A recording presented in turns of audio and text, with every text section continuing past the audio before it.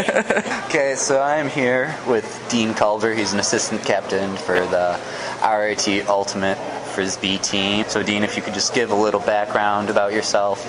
Sure. Anything really. I'm a third-year mechanical engineering major. I've been with the Spudhead since I've got to RIT. I've only played Ultimate for pretty much the past 3 years competitively, and it's been great. But, yeah. So since you enjoy it so much, that's just why you keep on playing, keep on doing it all the time? Yeah, it's a lot of fun for me. It's my outlet also for school. I mean, it's the one thing that I really have that's kind of just for me, so it's good. Towards the tail end of last year, a poll went out requesting that people put in for who want to have more of a leadership role in the team and going forward and all of that. You submitted your name. Why did you do such a thing? I felt like I'd grown enough as a player and an individual on the team so that I could, I had a lot to offer to people coming in.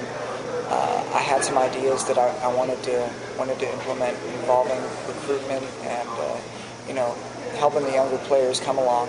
So I thought it'd be a good opportunity for me because I'd be able to, get some more of myself out there on the team and help some of the younger guys out too. So. And now being the captain and all that, one of your main responsibilities is to get people to show up and play. You mentioned rookies showing up at the beginning of the season. How did you get them to show up for just the initial pickup games and then continue their evolution into players who stuck around? So that first week is really important. Basically, it's as a player already on the team, you tell as many people that you know in the dorms as possible and hope that the word just kind of spreads, and it really did. We had, at some points, close to 50 people out for pickup, and so the people that you could tell were going to stick around were the ones that, they actually had a concept of the game already, and you could see that they were having a good time while doing it. So, but a couple weeks there where they were just kind of looking around, confused. But it took some time, it took some work, a lot of individual things. One of the big things about motivating a young player is you can't just have a broad, approach, I should say, about how you want them to get things done, because every person's different, so each approach for every person has to be different. So for some people, it was just running through the drills a couple times, and for other people, it was sitting them down and just being like, this is the concept, so getting that done. Okay, and now you've been keeping people on the team. They've been on the team for a couple years.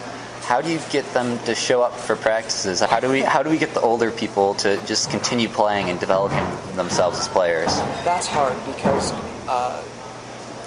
our team right now has kind of a unique issue where we have a little bit of a gap in the sort of sophomore level.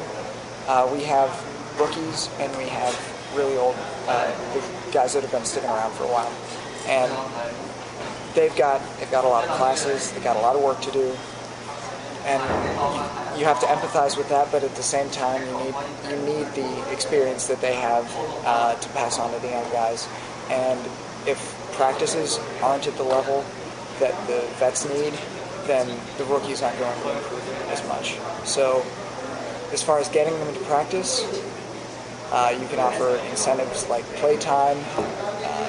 Only people that are coming to practices are going to get a lot of playtime at the games and tournaments.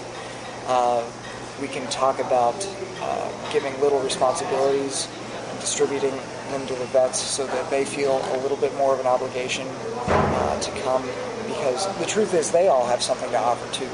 And as long as they recognize that and feel some sort of obligation towards it, then they'll come, they'll show up.